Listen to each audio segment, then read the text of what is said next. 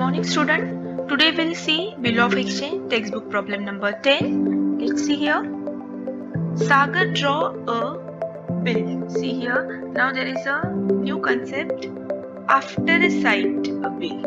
Sagar draw after a sight bill on 21st November. Date is given. That means we have to write the date in date column for rupees 21,000. 3 months on a Prasad. Now first of all find out who is the drawer and who is the drawee. सागर ने draw किया है, that means Sagar is a drawer on Prasad. तो Prasad is a drawee. Now what is the meaning of after sight bill? So see here, notes is given. There are basically three types of bill. First, after date bill. Second, after sight bill. And third bills payable on demand और at site. अब इसका मतलब क्या है? तो simple है.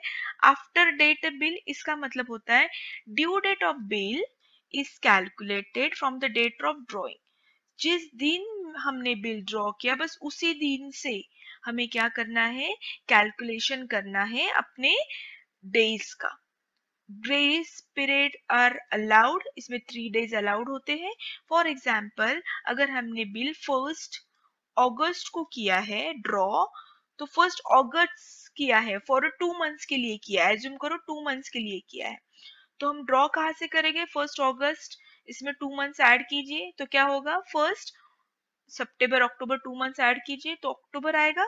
सो 1 अक्टूबर, और इसमें क्या है?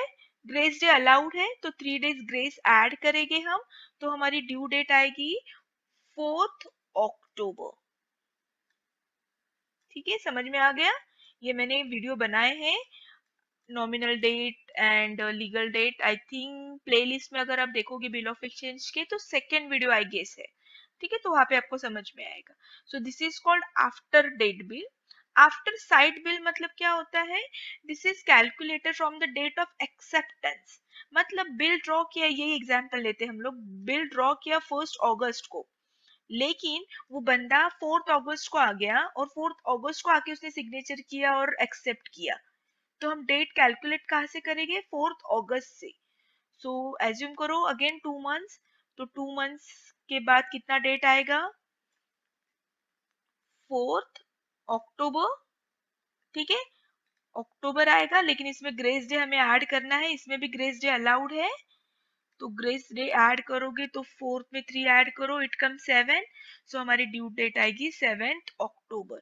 ठीक है, क्योंकि हमने कैलकुलेट किया आफ्टर एक्सेप्टेंस. जिस डेट पे हमने एक्सेप्ट किया है उस डेट से कैलकुलेट किया. सो this is called after sight bill. ये आपको सिर्फ ऑब्जेक्ट के वक्त काम आएगा. ठीक है, तो एक बार पढ़कर जाइए एग्जाम के पहले. This is a bills payable on demand और at sight. This payable immediately on the presentation of the drawee. जब डिमांड किया इमीडिएटली पे किया, बट यहाँ पे ग्रेस डे अलाउड नहीं होता है. ठीक है, तो याद रखना है. ट्रू एंड फॉल्स के लिए आ सकता है, फिल इन द ब्लैंक्स के लिए आ सकता है.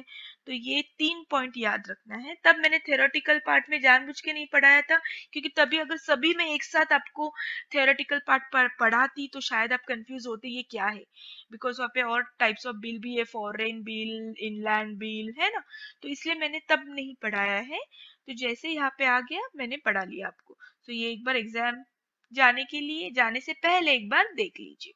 सो आई होप आपको समझ में आया है. तो ये बिल ड्रॉ कब किया है? जब एक्सेप्ट किया, जिस डेट पे एक्सेप्ट किया तब किया है. ओके, आई होप आपको समझ में आया है. The bill is discounted by Sagar, so this is a discounted case with the bank. On maturity, Prasad find himself unable to pay the bill.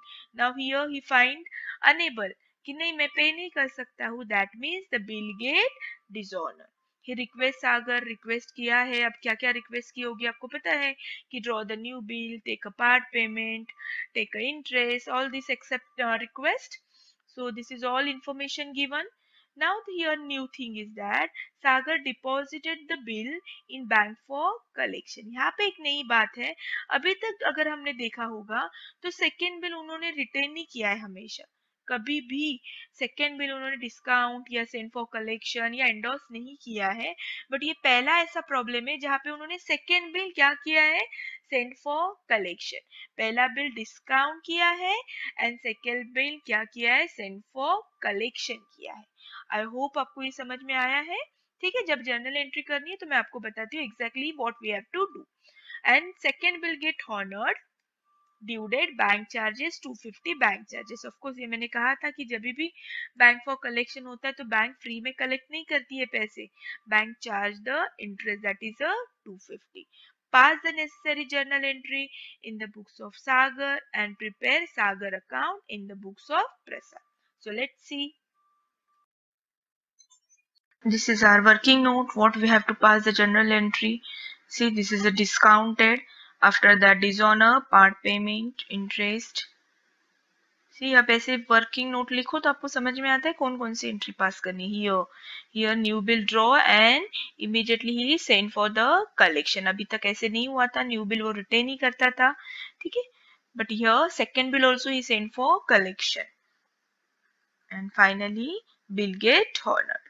ठीक है, ये ऐसे रफ में आप ड्रॉ करो तो आपको समझ में आता है कि कितनी एंट्री करनी है, कोई एंट्री मिस तो नहीं है अपने हाथ से। ठीक है, so will move to the next. Now, what they said, pass the journal entry in the books of Sagar and prepare Sagar accounts in the books of Prasad. ठीक है, so चलो स्टार्ट करते हैं। इन द बुक्स ऑफ सागर बोला है, सागर drawer है तो drawee की एंट्री क्यों करनी है, क्योंकि उन्होंने क्या कहा है, सागर का अकाउंट ओपन करो। सागर का नाम किस में होगा, of course in the books of Prasad में होगा। तो ये दोनों एंट्री हमें करनी है। इसके लिए मार्क्स है, इसके लिए मार्क्स नहीं है, लेकिन ये रफ में हम ओपन करेंगे क्योंकि हमें ये ओपन करना है। ठीक है, तो मार्क्स हमको ये जर्नल एंट्री के लिए है और ये अकाउंट के लिए है। So let's see. So this all entries are very simple. Put here 0.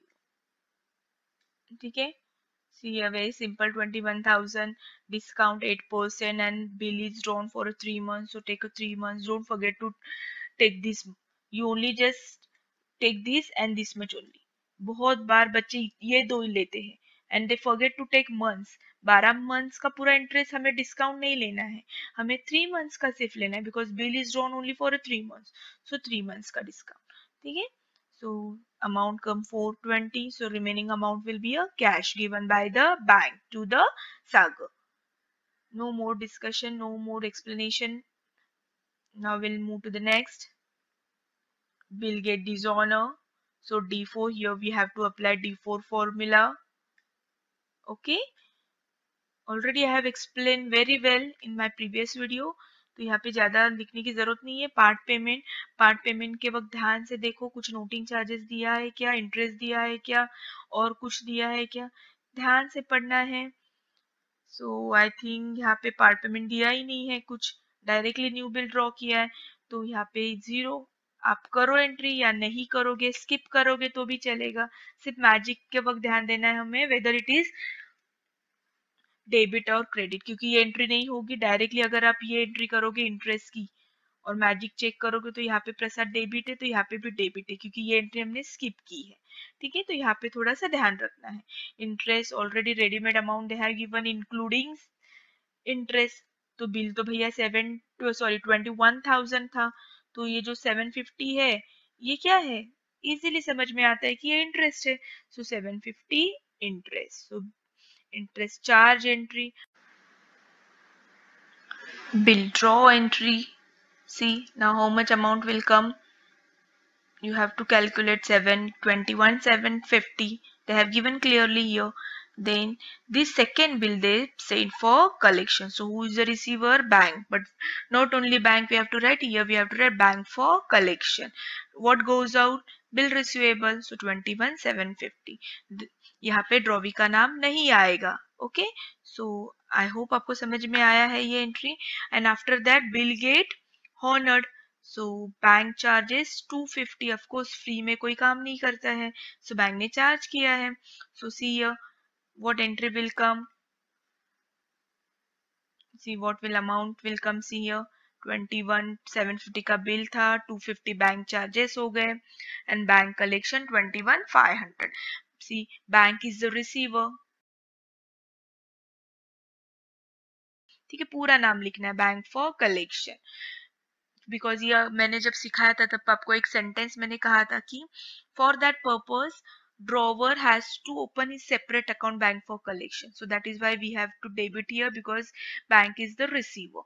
ठीक है, what goes out हमने वापस दे दिया honored होने के बाद, so 21,750 and 250 bank charges is expenses for the Sagar, so debit the expenses. तो पैसे तो actually 21,750 होने चाहिए बैंक में जमा, लेकिन बैंक ने सिर्फ कितने जमा किए 21,500 बिकॉज 250 बैंक ने क्या किया कट किया as a bank charges. Okay, so being bill get honoured. Done.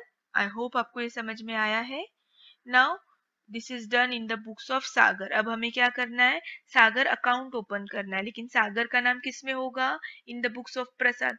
तो प्रसाद की इसमें भी जर्नल एंट्री रफ में तो करनी होगी हमें. So let's start.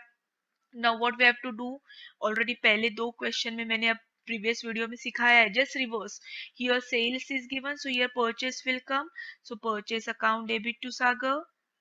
Then here Sagar account debit to bills payable 21,000. here discounting, so यहाँ पे कोई प्रसाद को लेना देना नहीं है, so प्रसाद की इसमें एंट्री आएगी नहीं because here Sagar went to the bank, he discounted the bill. all this transaction is happened between Sagar and the bank. यहाँ पे प्रसाद का नाम ही नहीं है, तो प्रसाद की इसमें एंट्री आएगी ही नहीं, नो एंट्री. ठीक है, now will move to the next.